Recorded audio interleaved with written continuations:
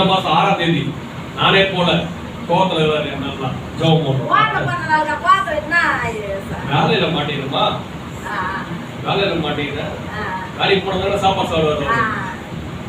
ஜெபம் பண்றோம். ஸ்தோத்திர கர்த்தாவே, துதிக்கிற ராஜா தகப்பனே, ஆண்டவரே பவுல் மகனுக்காக ஜெபம் பண்ணுகிறோம். 9வது ஆண்டவரே வயசுல ஆண்டவரே மகனை மரண கிருபை கொடுத்த ஆண்டவரே அப்ப அறிவுக்காக, அழகுக்காக, திறமைக்காக ஸ்தோத்திர ராஜா. நீ 2 மாசம் பலனுக்காக நன்றி.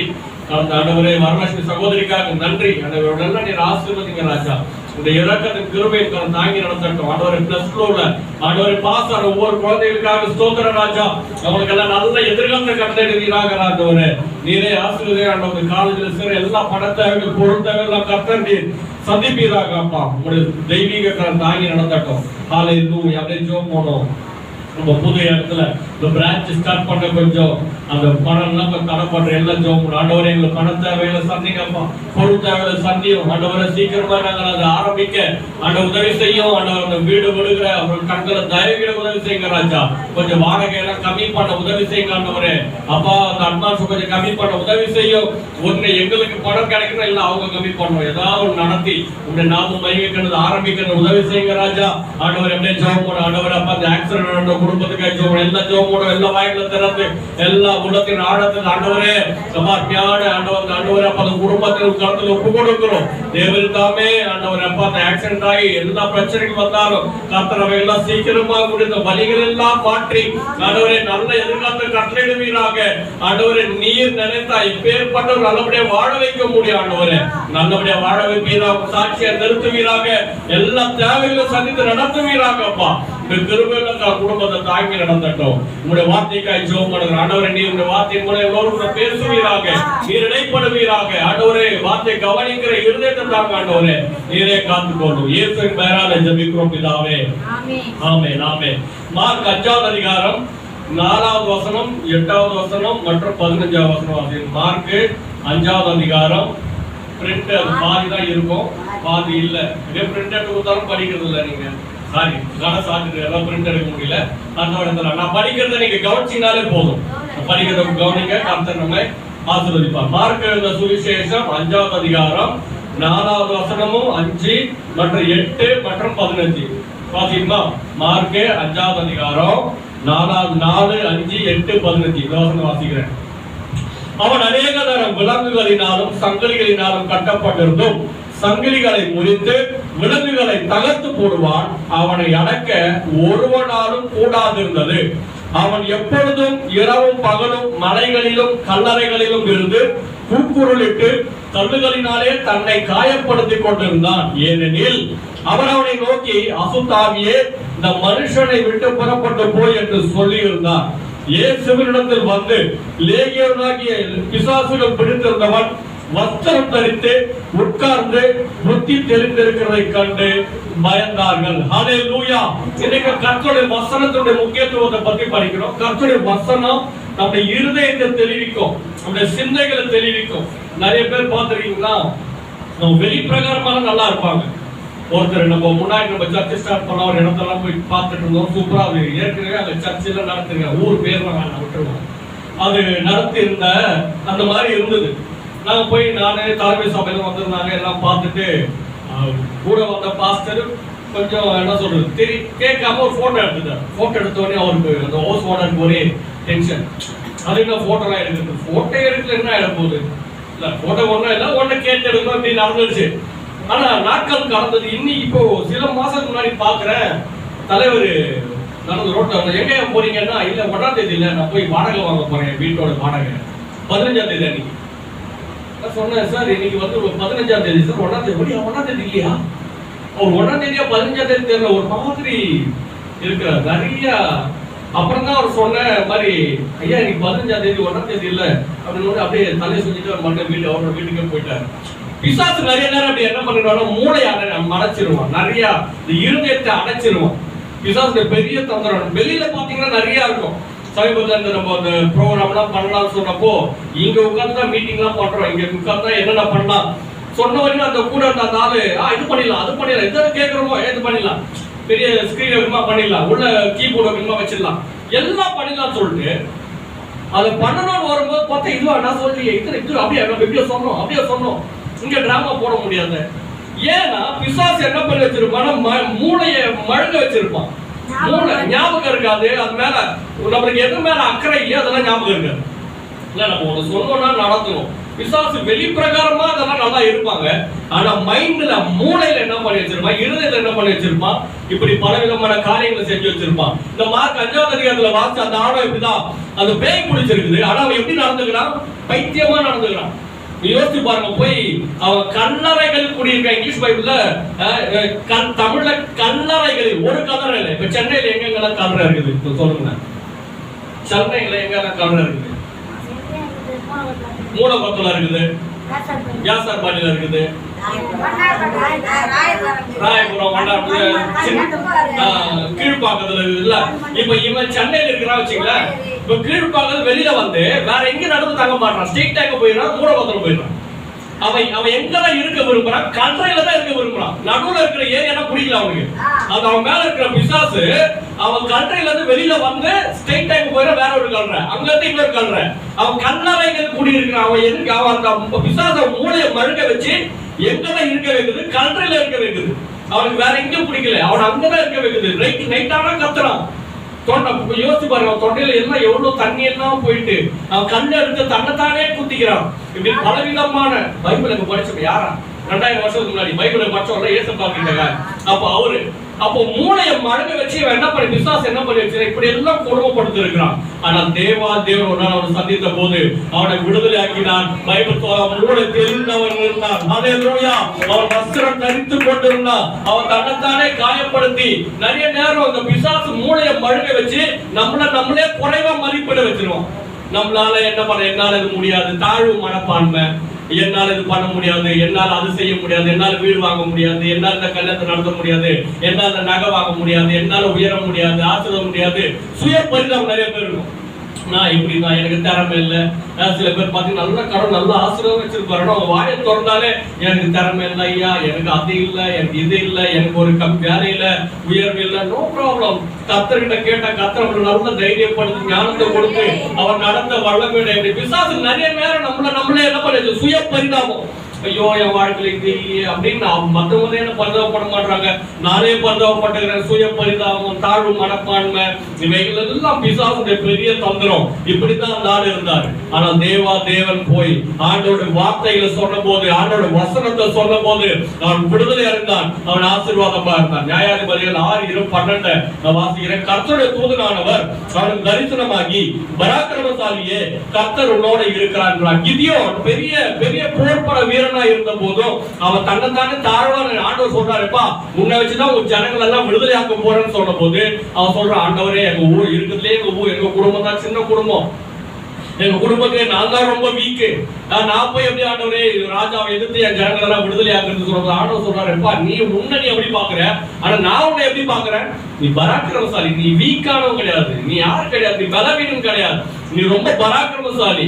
அப்ப நீங்களும் நானும் நம்மள பாக்குறத விட கர்த்தர் நம்மள எப்படி பாக்குறாரு அதை தெரிஞ்சுக்கணும். கர்த்தர் பார்க்கிற கண் வழியா நம்ம பார்க்க தெரிஞ்சுக்கணும்னா ஜெயத்தை கர்த்தர் நம்ம கட்டளையிடுவார். ஹல்லேலூயா. அவன் தனக்கு தானே சுய பரிதாபத்தில் இருந்தான், தாழ்வு மனப்பான்மையில் இருந்தான். என்னாலதான் பண்ண முடியாது, என் குடும்பத்தால ஜெயிக்க முடியாது, என்னால ஐயா கரெக்ட், உன்னால ஜெயிக்க முடியாது. ஆனா உன் கூட இருக்கிற கர்த்தாதி கர்த்தர், அவர் சேனைகளின் தேவன், அவர் எல்லாவற்றையும் செய்து விடுதலையாக்கி உன்னை ஜெயித்த தர வல்லமையுடையவர். ஹல்லேலூயா. அவன் அவனை வீக்கானவனா பலவீனனா பார்த்தான், கர்த்தர் எப்படி பார்க்கிறாரு, பராக்கிரமசாலியை பார்க்கிறாரு. அப்ப கர்த்தர் உங்களை என்னை பராக்கிரமசாலியா பார்க்க. நம்ம ஒருவர் நம்மளே என்ன பண்ணிக்கலாம், நான் வீக்கு, என்னால் இது முடியாது, அதை செய்ய முடியாது அப்படின்னு நம்மளே தாழ்வு மனப்பான்மையில் இருக்கலாம். ஆனா கர்த்தர் நம்மை பராக்கிரமசாலியாய் அவர் பார்க்கிறவர். ஹல்லேலூயா. இரண்டாவது சிந்தை வசனம் நம்முடைய சிந்தையில தெளிவை உண்டாக்கும். தானியேல் 9:2 தானியேலாகிய நான் எருசலேமின் பாழ்கழிப்புகள் நிறைவேறுகிற 70 வருஷம் செல்லும் என்று கர்த்தர் எரேமியா தீர்க்கதரிசியோடு சொல்லிய வருஷங்கள் தொகையை புஸ்தகங்களால் அறிந்து கொண்டேன். இஸ்ரவேல் ஜனங்கள் தான் பாபிலோன்ல சிறைப்பட்டு போனாங்க. அவங்க எல்லாம் அரெஸ்ட் பண்ணி வச்சுட்டு எல்லாம் இருந்த போது யோசிச்சு பாருங்க, இவங்க எல்லாம் எப்படி கைது பண்ணிட்டு போவாங்கன்னா, ட்ரெஸ் எல்லாம் கட்டிட்டு கையில சங்கிலி போட்டு பல கிலோமீட்டர் அடியெல்லாம் சவுக்கால அடிச்சு ட்ரெஸ் எல்லாம் கட்டி நிர்வாணப்படுத்த கூட்டு போவாங்க. அப்போ அவங்க உடம்பு எவ்வளவு வலி இருக்கும், மனசுல எவ்வளவு வலி இருக்கும். ஐயோ நம்ம இவ்வளவு அவமானப்பட்டோம், இவ்வளவு நம்ம தேசம் இப்படி போயிடுச்சு, இப்படி நாசமா போயிடுச்சுன்னு சொல்லி எவ்வளவு மன ரீதியா உடல் ரீதியா பாதிக்கப்பட்டு போயிருப்பாங்க. அவங்க அந்த தேசத்துக்கு போன போது அவங்க வாழ்க்கையில பலவிதமான அங்கலாய்ப்பு, கொடுமை, உபத்திரவம், எப்ப நம்மளுக்கு விடுதலை வரும், நம்ம நிலைமை என்ன ஆகுமோ, நம்ம இப்படியே செத்துருவோமா, இல்ல மறுபடியும் ஆண்டவர் கொண்டு போவாரா அப்படி பலவிதமான உபத்திரவங்கள் இருந்த போது தானியேல் ஆண்டவருடைய வசனத்தை வாசித்த போது வசனம் சொல்லிச்சு, இன்னும் 70 வருஷம் உங்க விடுதலை வந்துரும்பா. ஆண்டவருடைய வசனம் வந்த போது அவர் தெளிவாயிட்டான். நீங்களும் நானும் வசனத்தை வாசிக்க வாசிக்க ஆண்டவர் நமக்கு தெளிவுகளை கொடுப்பார். பலவிதமான குழப்பங்கள் இருக்கும், எதிர்காலத்தை பத்தின பயம் இருக்கும், எதிர்காலத்தை பத்தின குழப்பமான சூழ்நிலை நடக்கும். இது என்ன நடக்குமோ, அது என்ன நடக்குமோ, சில நேரங்களில் பிசாசனை போடுவா, ஏன் எதுக்குன்னே தெரியாது, எல்லாம் நல்லபடியா தான் இருக்கும். ஆனா என்ன பண்ண, ஒரு இனம் புரியாத ஒரு பயம் இருக்கும். ஒரு அம்மா சொல்றாங்க, ஒரு எல்லா வாழ்க்கையில் நல்லபடியா நடக்கும், ஆனா திடீர்னு என்ன ஒரு விதமான குழப்பம் இருக்கும். அப்ப நான் என்ன பண்றேன், ஒரு இளையராஜாவோட பாட்டை கேட்பேன், அப்ப எனக்கு தெளிவு வந்துடும். அது கொஞ்ச நேரத்துக்கு வருமா உனக்கு, ஆனா ஆண்டோட வசனத்தை வாசிப்பார், ஒரு நிரந்தரமான தீர்வு வரும். ஹல்லேலூயா. இனம் புரியாத குழப்பம், இனம் புரியாத பயங்கள், தானியேல் வாழ்க்கையில் அப்படிதான் இருந்து என்ன நடக்குமோ ஏது நடக்குமோ பயந்து சோர்ந்து போயிருந்த போது ஆண்டவர் அவனோடு கூட போய் ஆண்டவரோட வசனத்தை வாசித்த போது அவனுக்கு தெளிவு வந்துச்சு. அப்ப நீங்களும் நானும் குழப்பமான சூழ்நிலை போயிட்டு இருக்கலாம்.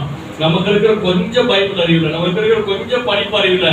ஆண்டோட வசனத்தை கேட்க கேட்க, ஆண்டோட வசனத்தை வாசிக்க வாசிக்க ஆண்டவர் நம்மோடு கூட இடைப்பட்டு நம்மை ஆசீர்வதிக்க அவர் வல்லமையுடையவர். ஹல்லேலூயா. அப்போஸ்தலர் 5ஆம் அதிகாரத்துல நாம் வாசிக்கிறோம், பேதுரு சிறைச்சாலையில் அடைப்பட்டிருக்கிறார். சிறைச்சாலையில் அடைப்பட்டிருந்த போது அவருக்கு யார் விரோதமா எழுப்பினாங்கன்னா, கர்த்தருடைய ஊழியர்களுக்கு யார் விரோதமா எழுப்பினார்னா சதுசேயர்கள். சதுசேயர்னா பைபிள்ல இருக்கிற முதல் பைபிள்ல வெள்ளிக்கிழமை கேட்டேன், எத்தனை புக் இருக்கு பைபிள்ல? பைபிள்ல எத்தனை புக் இருக்கு?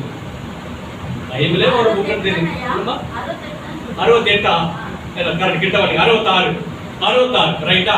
பழைய ஏற்பாடு 39, புதிய ஏற்பாடு 27, ரெண்டும் சேர்த்தா 66. இந்த சதுசேயர்கள் காலத்துல இயேசுப்ப காலத்துல இருக்கிறாங்க, அதனால அப்ப புதிய ஏற்பாடு கூட இல்ல, அது விட்டுரும்.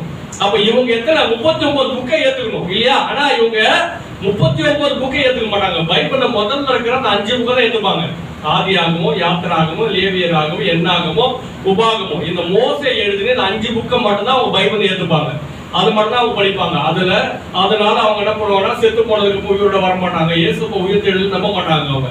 அந்த மாதிரி கிறிஸ்தவ மதத்துக்காரங்க, கிறிஸ்தவ மதம் நிறைய பேர் பாத்தீங்கன்னா கிறிஸ்தவ எங்க மதம் தான், ஆண்டவரை ஆவிக்குரிய ரீதியில் ஐக்கியப்பட்டிருக்க மாட்டாங்க. கிறிஸ்தவ மதம் அவங்களுக்கு என்னது மதம், எப்படி ஒரு இஸ்லாமிய மதம் இருக்குதோ, இந்து மதம் இருக்குதோ, அது மாதிரி கிறிஸ்தவ மதம் நாங்க கிறிஸ்தவ மதத்துக்காரங்க. அந்த மாதிரி கிறிஸ்தவ மதத்துக்காரங்க, இந்த கிறிஸ்தவ மதத்துக்காரங்க தான் யாருக்கு போய் பிரச்சனை கொடுக்குறாங்க?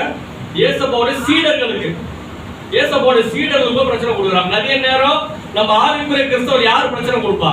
இந்த மதத்துக்காரங்க தான் பிரச்சனை கொடுப்பாங்க. இந்த மதத்துக்காரங்க தான் என்ன பண்ணுவோம், பிரச்சனை கொடுக்குறது, ஏதாவது போராட்டம் கொடுக்க. ஆனா நம்மள யாரு இஸ்லாமிய சகோதரோ, இந்து சகோதரோ நம்மள ரொம்ப நேசிப்பாங்க, நம்மளுக்கான உதவிகளும் செய்வாங்க. ஆனா இந்த மதத்துக்காரங்க இருக்கிற கிறிஸ்தவ மதமா புடிச்சிட்டு இருக்கிறவங்க அவங்க தான் நிறைய பிரச்சனை கொடுப்பாங்க. அப்போ இந்த அப்போஸ்தலர் அவங்க தான் பிரச்சனை கொடுக்குறாங்க. 19ஆம் வசனம் சொல்லுது, தேவ தூதன் இவங்களை அரெஸ்ட் பண்ணி, பேதுரு அரெஸ்ட் பண்ணி எங்க பண்ணாங்க? ஜெயில போட்டாங்க, பொதுவான ஜெயில போட்டாங்க. ஆனா 19ஆம் வசனம் சொல்லுது, இந்த புள்ள தேவ தூதன் போய் அவங்க கையை பிடித்து கொண்டு வெளில கூட்டு போய் விட்டான். அவங்கள எல்லாம் பேரம் பேசி எடுத்தவங்க எல்லாம் தட்டி, எப்பா நீ வெளில போய் தொலைன்னு சொல்லி அனுப்பிடல, அவங்கள வெளியில கொண்டு வந்து விட்டா. அப்ப ஆண்டவர் நீங்களும் நானும் ஆராதிக்கிற தெய்வம் நமக்கு ஒரு காரியங்களை செய்தார்னா நடுவுல விட்டு ஓடி விடுகிறவர்கள நம்ம முழுசா வெளியில கொண்டு வந்து விடுகிறவர். ஹல்லேலூயா. உலகத்துல இருக்கிற மனுஷங்க நம்மளுக்கு நல்லா ஆரம்பிப்பாங்க, நீ இல்லன்னா நான் இல்ல, நீ இல்லன்னா நீ இல்லன்னா நான் செத்துருவேன், அப்படியா இருக்கிறாங்க. அழகா வேற கல்யாணம் பண்ணிட்டு எல்லாம் ஜாலியா சூப்பரா இருப்பாங்க. உன்னை பார்க்கலன்னா சாப்பாடு இறங்காது, கல்யாணம் ஆனதுக்கு அப்புறம் உன்னை பார்த்தாலும் சாப்பாடு இறங்க மாட்டேது, என்ன வார்த்தை எல்லாம் மாறிடும். நீ இல்லைன்னா தான் நடக்கும், நல்லபடியா இருக்கும். நீ ஏன் வர அம்மா வீட்லயே இரு, நீ ஏன் இங்க வந்து என் உயிரை எடுக்கிற? நல்லா. ஆனா முன்னாடி என்ன சொல்லியிருப்பாரு அவரு, அவங்க குரலை கேட்டாதான் என்ன பண்ணுது, சாப்பாடுலாம் இறங்குறதுலாம் சொல்லியிருப்பாரு. அப்ப இதெல்லாம் நடந்திருக்கு. ஆனா அதுக்கப்புறம் என்ன பண்ணிடும், எல்லாம் மாறிடும். ஆனா கர்த்தர் இவங்களை ஜெயில இருந்து வெளியில கொண்டு வந்து வெளியில கூட்டு போய் ஏன் இவங்களை அரெஸ்ட் பண்ணாங்கன்னா, அற்புத அடையாளங்கள், பேதுரு அற்புத அடையாளங்கள் செய்ததுக்காகவும், ஆண்டவருடைய வசனத்தை பிரசங்கம் பண்ணினதுக்காகவும். ஆண்டவருடைய வார்த்தையை சொல்லும்போது எல்லாரும் பாராட்டுவாங்களா? பெரும்பாலும் என்ன பண்ணுவாங்க, எதிர்த்து தான் பேசுவாங்க. நாங்க சைதாப்பேட்ல அந்த ஆத்து கீழே இருக்கிற ஜனங்கள் மத்தியில போட்டு விடுறா, ஊழியம் பண்றோம், அங்க இருக்கிற ஒரு குடிகாரம் வந்துட்டாங்க, எங்க வீட்டானதெல்லாம் சொல்லக்கூடாது, எல்லாம் கிளம்பு, எல்லாம் போ. அங்க எவ்வளவு பேர் குடிச்சிட்டு கலாட்டா பண்ணிட்டு இருப்பான், அதை கேட்க அவருக்கு ஒர்க் இருக்காது. ஆனா கிறிஸ்டியன்ஸ் நம்ம திட்டினா அடிச்சாலும் வாங்கிட்டு வந்துருவோம் அப்படின்னு அவங்களுக்கு ஒரு நினைப்பு. சரி இது போனோம், அங்க எவ்வளவு அநியாயம் நடக்கும், அங்க போய் கேட்பாரு அவரு. அங்க சாராயம் 2 அரை விட்டு அனுப்புவோம் ஓடுறாங்க. ஆனா நம்ம ஆண்டவரை பத்தி போய் சொல்றோம், நம்மளுக்கு தான் எதிர்ப்பு தெரியும். அப்போ பேதுருல ஆண்டவரை பத்தி சொல்லும் போது அந்த எதிர்ப்பு வந்த போது தேவதூதன் அவனை வெளில கொண்டு வந்தார். வசனம் சொல்ற அப்போஸ்தலர் 5:20, நீங்கள் போய் தேவாலயத்தில் நின்று இந்த ஜீவ வார்த்தைகள் எல்லாவற்றையும் ஜனங்களுக்கு சொல்லுங்கள் என்றான். என்ன வார்த்தை? ஜீவ வார்த்தை. கர்த்தருடைய வார்த்தை சொல்லுன்னு சொல்ல, தேவனுடைய வார்த்தை பிரசங்கம் பண்ணுன்னு சொல்ல, இயேசுவோட வார்த்தை பிரசங்கம் பண்ணுன்னு சொல்ல, ஜீவ வார்த்தைகள். இந்த வேத வசனம் உயிருள்ள வார்த்தை. ஹல்லேலூயா. அந்த உயிருள்ள வார்த்தை, அது உயிரை கொடுக்கக்கூடிய வார்த்தைகள். மனுஷனுடைய வார்த்தைகள் செத்து போன வார்த்தை. அவன் செத்துரும், மனுஷன் செத்துருவான், அவன் வார்த்தைகள் செத்துரும், அவன் கொடுத்த வாக்குகள்லாம் செத்துரும் இல்ல. ஆனா கர்த்தருடைய வார்த்தை அப்படி இல்ல. இல்ல நிறைய பேர் பாத்தீங்களா, உங்களுக்கு நீங்க கடன் கொடுத்துருப்பீங்க, உங்ககிட்ட கடன் வாங்கின மாதிரியே காமிக்க மாட்டாங்க. உங்ககிட்ட கடன் அப்படி கடன் வாங்கும் போது இருந்த சீரியஸ்னஸ் அது மறுபடியும் கொடுக்கணும் போது என்ன பண்ணாது இருக்காது. அந்த நாளைக்கு கொடுத்துறேன். சில பேர் போன் பண்ணி நாளைக்கு கொடுத்துறேன் பாஸ்டர், எனக்கு கொஞ்சம் காசு எதுனா இருக்குமா அப்படின்னு. நான் 4 நாளைக்கு கொடுக்குறேன் அப்படின்னா பரவாயில்ல, இன்னொரு நாள் 4 நாளைக்கு காசு வந்துடும், நாளைக்கு நான் 4 நாளைக்கு கொடுக்குறேன்னா அப்படி வருது. அப்ப இப்படிதான் இருக்கும் நிறைய நேரம் ஆண்டவர். ஆனா ஆண்டவருடைய வார்த்தைகள் ஜீவ வார்த்தை, உயிருள்ள வார்த்தைகள். அவர் வார்த்தையை வாசிக்க வாசிக்க ஆண்டவர் நம்ம உயிர் அளிக்க வல்லவர். லாசரு செத்து போய் 4 நாளா நாரி போயிருந்தார். ஒருவேளை ஏசப்பா மேல அவருக்கு ரொம்ப இன்ட்ரெஸ்ட் இல்ல. பைபிள் வாசி பார்த்தா ஏசப்பா அவங்க வீட்டுக்கு போனா மற்ற மார்த்தாள் மரியாதை இருக்கிறாங்களே தவிர லாசர் என்ன பண்ணல, அங்க இல்ல. ஆண்டோட வசனத்தெல்லாம் கேட்கல, ஆண்டோட வார்த்தைகள்லாம் கேட்கல. ஆனா அவன் மரித்து போய் இருந்த போது ஆண்டவர் உள்ள போய் கைய வச்சு ஜெபம் பண்ணி தலை மேல கை வச்சுதான் ஜெபம் பண்ணல. அவர் வெளியில இருந்து லாசரை எழுந்து வா சொன்னாரு. அந்த வார்த்தையுடைய வல்லமை செத்து போய் 4 நாளா நாரி போய் எழுந்து வெளில வந்துட்டான். ஹல்லேலூயா. அப்ப ஆண்டோட வசனத்தை நம்ம வாசிக்க வாசிக்க நம்ம வாழ்க்கையில நிறைய காரியம் செத்து போயிருக்கும். நம்ம ஆசீர்வாதம் செத்து போயிருக்கோம், பண ஆசீர்வாதம் செத்து போயிருக்கும், உடல் ஆரோக்கியம் செத்து போயிருக்கும், குடும்ப நிம்மதி செத்து போயிருக்கும். ஆனா ஆண்டோட வசனத்தை வாசிக்க வாசிக்க ஆண்டவர் அவர்கள் உயிரடைய செய்யும் வல்லமையுடைய காரணம் அவருடைய வார்த்தைக்கு வல்லமை உண்டு. ஹல்லேலூயா. அப்ப நீங்களும் நானும் வார்த்தைக்கு முக்கியத்துவம் கொடுத்து அவர் வசனத்துக்கு முக்கியம் கொடுத்து வாசிக்க வாசிக்க ஆண்டவர் நம்மை ஆசீர்வதிக்க அவர் வல்லமை உடையவர். ஆண்டவர் அந்த பேய் பிடிச்சவனை பார்த்து அந்த அசுத்தாவியை அவனை விட்டு வெளில, அவன் மேலே தேச பண்ண தலை மேல கை வச்சுலாம் ஜெபம் பண்ணல. இந்த அசுத்தாவியை அவனை விட்டு வெளியில போன்னு சொல்லி வார்த்தைனால சொல்லியிருந்தார். அவன் வார்த்தையோட வல்லமை. எவன் குடும்பத்தெல்லாம் விட்டு கல்ற மேல இருந்து தன்னைத்தானே காயப்படுத்திக்கிட்டு அவன் சோர்ந்து போயிருந்தாலும் பைபிள் அவன் தெளிவடைந்து இருந்தான். அந்த வார்த்தை தெளிவடைந்து பைபிள் சொல்லுது அவன் ஏசப்போட பாதத்தருகே உட்கார்ந்து இருந்தான். நம்ம பாதத்தருகே ஒருத்தர் உட்கார்ந்து என்ன பண்ணிருப்போம், நம்ம ஊருக்கு அதெல்லாம் பேசியிருப்போம். ஆனா ஆண்டவர் உட்கார்ந்தா அவர் ஆண்டோட வார்த்தையை தான் பேசுவார். அப்ப ஏன் இவனுக்கு இதை தெளிவு வந்துச்சு, ஏன் இந்த பேய் போச்சு, ஏன் மூளையில இருக்கிற கட்டுகள் மாறிச்சு, இருதயத்துல கட்டுகள் மாறிச்சு, ஆண்டோட வார்த்தை. அப்ப நம்ம வாழ்க்கையில ஆண்டோட வார்த்தையை வாசிக்க வாசிக்க நிறைய விதமான குழப்பங்கள் எனக்கு நான் பாருங்க சொன்னேன். இப்போ சில பேர்லாம் இப்ப இவங்க எல்லாம் நல்லா ஜெபம் பண்ற ஆள் தான், நல்லா ஊழியம் பண்ற ஆள் தான். ஏன் இந்த மாதிரி கட்டுகள்லாம் இருக்குது? மூளையில கட்டு, மூளையில இருதயத்துல ஒரு மாதிரி கட்டு. என்ன பண்றோம், ஏன் பண்றோம்? நம்ம ஒரு வார்த்தை சொன்னோமே அதை நிறைவேற்றணும், ஒரு சொன்ன வார்த்தைக்கு நிறைவேற்றணும், இல்ல சொல்றதுலாம் மறந்துடுது. ஏன் இந்த மாதிரி பலவிதமான கட்டுகள்லாம் இருக்குது? சொன்ன வார்த்தையை காப்பாற்ற முடியலன்னா பிரச்சனை. பிசாசு என்ன பண்ணிருப்பான், தெரியாமையே நாக் பண்ணி வச்சிருப்பான். நிறைய பேர் பாத்துறீங்களா, அவனை பார்த்தாலே பேர் இருக்கு. அவரு அதே ஒரு மாத்த தலை ஒழுங்கா மாறி இருக்காது, ட்ரெஸ் ஒழுங்கா ஏன் பண்ணிருக்காது, ஆனா கோடி கோடியா பணம் இருக்கும், ஆனா வந்து ஒரு தெளிவு இருக்காது வாழ்க்கையில. ஒரு பிரைட் ஒரு இது நிறைய பேர் பாருங்க, கவனிச்சு பார்க்க தெரியும். வெளியில எல்லாம் நல்லா இருப்பாங்க, ஆனா வந்து ஒரு நம்ம ஸ்லாங்ல சொன்ன பேய் அந்த மாதிரி இருப்பாங்க. அதே ஒரு குழப்பமா, அவன் என்ன பண்ணணும் ஏது பண்ணணும். அப்ப இப்படிப்பட்ட சூழ்நிலைகள்லாம் பிசாசு நம்ம வாழ்க்கை என்ன பண்ணி வச்சிருப்போம், விளைச்சி வச்சிருப்பான். அதுல இருந்து விடுதலை வரணும்னா நம்ம ஆண்டோடைய வார்த்தையை கேட்கணும். ஏசப்பா ஆண்டவர் அவங்க வைப்பா, நீ பிசாசு அவனை விட்டு போகட்டும் சொல்லி சொன்ன போதுதான், அந்த வார்த்தை இயேசுவோட வாயில வந்த போதுதான் அவன் விடுதலை ஆக்கி மூளை தெரிஞ்சிருந்தான். அப்ப நம்ம வாழ்க்கையில தெளிவுகள் வரணும், நம்ம இருதய கட்டுகள்லாம் மாற்றப்படணும். தன்னைத்தானே காயப்படுத்துகிறது, தன்னைத்தானே காயப்படுத்துகிறது என்னது பைபிள் சொல்லுது, புருஷனும் பொண்டாட்டியும் ஒரே உடம்பு. இப்ப தன்னைத்தானே காயப்படுத்தினா என்ன அர்த்தம்? பொண்டாட்டி அடிக்கிறது, புருஷன் அடிக்கிறது. இப்போ புருஷன் அடிக்கிறோம், பொண்டாட்டி அடிக்கிறவங்க யாரு? பைத்தியம், பேய் பிடிச்சிருக்குன்னு அர்த்தம். உன் உடம்ப நீயே காயப்படுத்திக்கிறன்னா என்ன அர்த்தம்? யார் கண்டப்போ புருஷனும் பொண்டாட்டியும் ஒரே உடம்புன்னு போட்டிருக்கு. அப்ப நான் அவன் என்ன பண்றான், பேய் பிடிச்சதுனால அவன் உடம்பு அவனே காயப்படுத்திக்கிறான். அவன் உடம்பு அவனே காயப்படுத்திக்கிறான்னா எனக்கு பொண்டாட்டியை போட்டு அடிக்கிறது, புருஷனை போட்டு அடிக்கிறது, பொண்டாட்டியை குறை சொல்றது, புருஷனை குறை சொல்றது. ஒரு சில வருஷத்துக்கு முன்னாடி ஒருத்தர் அப்பதான் ரொம்ப பழக்கங்கள் அப்பதான் பாக்குறேன். அவர் என்கிட்ட அவங்க பொண்டாட்டியை பத்தி குறை சொல்றாரு பாருங்க. என் பொண்டாட்டி அது சரியில்லை பாஸ்டர், இது சரியில்லை, அவங்க அம்மா மதிக்காது, என் பொண்டாட்டிக்கா ஜெபம் பண்ணிக்கங்க பாஸ்டர். அது வேற, முன்ன பின்னவே தெரியல. அவன் பொண்டாட்டி அப்படியே ஒரு 5 நிமிஷம் அவன் பொண்டாட்டி குறை சொல்றாரு. என் பொண்டாட்டி அது சரியில்லை, இது சரியில்லை. ஒரு முன்ன பின்ன தெரியாத ஒரு ஆளுகிட்ட சொந்த பொண்டாட்டியை பத்தி குறை சொல்றேன், எவ்வளவு அசிங்கம் இருக்கு. போய் என்ன புருஷனை பத்தி குறை ஊரெல்லாம் போய் சொல்றது, அவன் அது பண்றான், அவன் இது பண்றான், என்ன இருக்கும் வாழ்க்கையில தான் இருக்கும். அதெல்லாம் கட்டி ஊழியர்கிட்ட சொல்லி ஜெபம் பண்ண சொல்றது வேற, அவ்வளவு டீடைலா சொல்லணுமா? அப்ப இதெல்லாம் என்ன குரூப்னா கேவலப்படுத்திக்கிறோம். இப்ப இதெல்லாம் என்னது, தன்னைத்தானே காயப்படுத்திக்குது. தான் உடம்பு கல் எடுத்து தன்னைத்தானே காயப்படுத்திக்குதோ அந்த மாதிரி பொண்டாட்டியை பத்தி சொல்றது, புருஷனை பத்தி சொல்றது, அடிக்கிறது, பொண்டாட்டி அடிக்கிறது, புருஷனை அடிக்கிறது, இதெல்லாம் என்ன பண்றது, தன்னைத்தானே காயப்படுத்திக்கிற பிசாசுடைய கட்டுகள். அப்ப ஆண்டோட வார்த்தை வந்த போது அவ அதெல்லாம் விட்டு மனம் திரும்பி ஆண்டோட பாதத்துல உட்கார்ந்துருந்தான். அப்ப நம்ம வீட்டுல இருக்கிற குழப்பங்கள் மாற்றப்படணும்னா ஆண்டோட வசனம் ரொம்ப முக்கியம். கண்ணை மூடி ஜெபம் பண்ணுவோம். எல்லாம் கண்ணை மூடி. ஹல்லேலூயா, ஹல்லேலூயா, தேங்க் யூ ஜீசஸ். ஆண்டோட வார்த்தை வந்தபோது அவன் பலவிதமான பிசாசினால பாதிக்கப்பட்டிருந்தான், கல்லறைகளை குடியிருந்தான். அவன் தன்னைத்தானே காயப்படுத்தி கொண்டிருந்தான், புத்தியில தெளிவில்லாம இருந்தது. ஆனா ஆண்டவர் அவன்கிட்ட பேசின போது, ஆண்டோட வார்த்தை வெளிப்பட்ட போது அவன் அவைகளெல்லாம் விடுதலை ஆகும். அவன் மன குழப்பங்கள்லாம் மாற்றப்பட்டது. பைபிள் வேத வசனம் நம்ம இருதயத்தை தெளிவிக்கிறது, இருதய கண்களை தெளிவிக்கும். ஆண்டவரே எல்லாம் ஜெபம் பண்ண, ஆண்டவரே அப்பா அவனை போல நாங்க நிறைய காரியங்கள்ல சுவாமி, ஆண்டவர் எங்களை நாங்களே காயப்படுத்திட்டு இருக்கலாம். ஆண்டவர் எங்களை நாங்களே ஆண்டவர் தாழ்வு மனப்பான்மை, மன குழப்பம், ஆண்டவரே அப்பா எல்லா ஆண்டவரே சுய பரிதாபம், இப்படி பிசாசுடைய பலவிதமான தந்திரங்களுக்கு நாங்கள் ஆட்பட்டிருக்கலாம் ராஜா. உடைய வார்த்தையுடைய வல்லமை, ஆண்டவர் வார்த்தையை வாசிக்க, ஆண்டவர் ஒரு நாளைக்கு ஒரு அதிகாரமாவது வாசிக்க, எல்லாம் ஜெபம் ஆண்டவரே ஒரு நாளைக்கு ஒரு அதிகாரமாவது நாங்க வாசிக்க, செல்போன்ல பைபிள் இருந்து வாசிக்க, வீட்டுல வேதத்தை இருந்து வாசிக்க, ஆண்டவர் எங்களுக்கு கிருபை பாராட்டுவீர். அவருடைய வேத வசனங்களை தெளிவு உண்டாக்கட்டும். ஒரு நாளும் ஆண்டவர் வேதத்தை கேட்காத, வேதத்தை வாசிக்காத ஒரு நாளைக்கு வாழ்க்கையில் இருக்க கூடாது ராஜா. எங்களுக்கு இருக்கிற கொஞ்சம் படிப்பறிவுல, எங்களுக்கு இருக்கிற கொஞ்சம் வேத அறிவுல ஆண்டவர் வேத வாசனத்தை ஒரு நாள் ரெண்டு தினந்தோறும் வாசிக்கவும், ஆண்டவர் நாங்கள் தெளிவுகளை பெற்று ஆண்டவரை விடுதலை கொண்டு வர அப்ப எங்க அனுகிரகம் பண்ணுவீராங்க ராஜா.